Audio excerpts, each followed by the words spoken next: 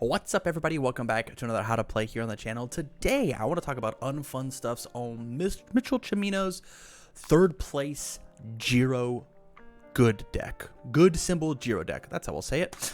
Big shout out to them on their third place finish. Let's talk about the video checklist. The goal of this is I want to do a quick little snapshot of what the deck list looked like, followed by the strategies and tactics inside of the deck, and then end with a quick deck list recap, tying a bow on it. So let's look at Jiro. Jiro's a 6-hand size, 27 health character, played under the good symbol this time. She says enhance. I can look at both players' top 2 cards, put them in any order that I want, and then place them back. And then her charge and weapon attacks get speed, damage and speed respectively. Charges for every card in the card pool, weapons, speed for every card in the card pool. Incredibly powerful. But what does Jiro want to do, right? Jiro wants to gather information. I need to know what the top 2 cards of my deck are. More importantly, I need to know what the top 2 cards of your deck are so I can do some really calculated math. Hey, you're going to check well. How do I mitigate that advantage for you? You're going to check poorly. How do I capitalize upon that? As well as, hey, these cards are really good on top of my deck. I want to leave them there. These cards are attacks on top of my deck. How do I get them off? How do I draw them? As well as, this character wants to abuse the lack of progressive difficulty. There's a lot of really cool cards in the game that say, you know, the next one doesn't count, or your next 2 don't count, and Jiro's entire idea is the more cards that I have inside of my card pool, the faster and stronger my moves get. And so having the lack of progressive difficulty and consistent draw power, how many cards can I draw, can lead into huge attack strings. Sometimes playing 6, 7, 8, 9, 12 cards deep into the card pool and giving any attack +12/+12 is a death sentence to the other one. So let's talk about the bombs. The best attacks inside the deck for actually getting the job done are Cannon Blast and Create Capture Net. These 2 cards have both of the keywords on the card, charge and weapon, so playing them super late in the chain feels very good. Giving a Cannon Blast +5/+5, and then it itself giving your attack +2 or +3/+6 feels incredible. Same thing with Create Capture Net, giving this move stun 2, building foundations out of the card pool so we can make sure that we do solid math. And then Improvised Blade, basically just being a charge weapon. It just combos with a charge. It doesn't have it itself, but its combo enhance says it gets 1 damage for each card in your card pool, so it just does that thing again. As well as the Deadlock enhance, so this attack gets 1 speed and 1 damage for each card in your card pool, and that's not a combo ability. And so sometimes you get to just double up. It gets +6/+6. Just kidding, it's +12/+12, and I've only got 6 cards in my card pool. Improvised Blade can definitely end games. But how do we take and we win the game? It's simple. We abuse the card, the future is now. Staff Strike is a card that came out inside of the first set that says it is a 6 difficulty move that you're supposed to play as the 3rd card inside of your chain.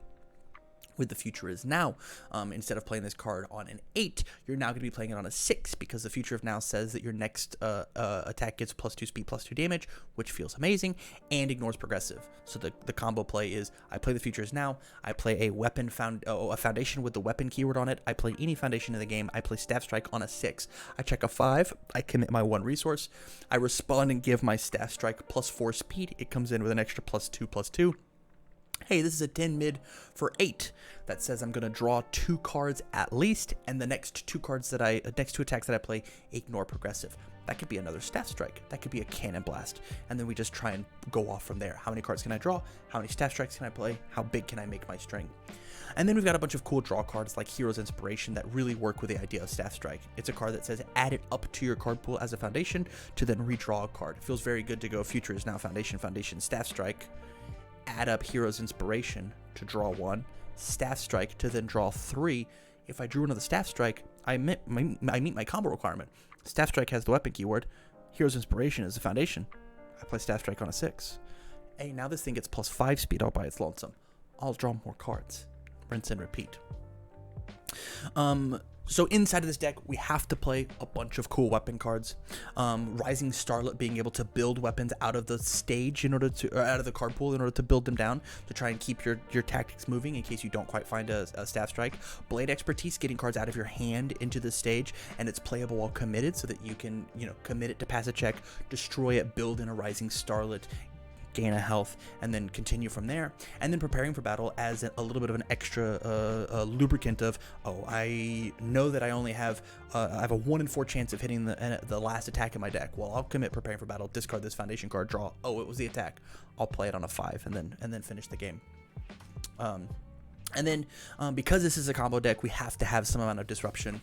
Things like Lost in Thought and Teaki Fanatic. Lost in Thought being able to remove a problem card from my opponent's stage to their hand and then build a card face down. And there is some ways in this deck to accidentally build the cards from my deck into my stage face down. And Lost in Thought lets me protect myself from that. Oh, I built down this Staff Strike on turn 1 and it's turn 4.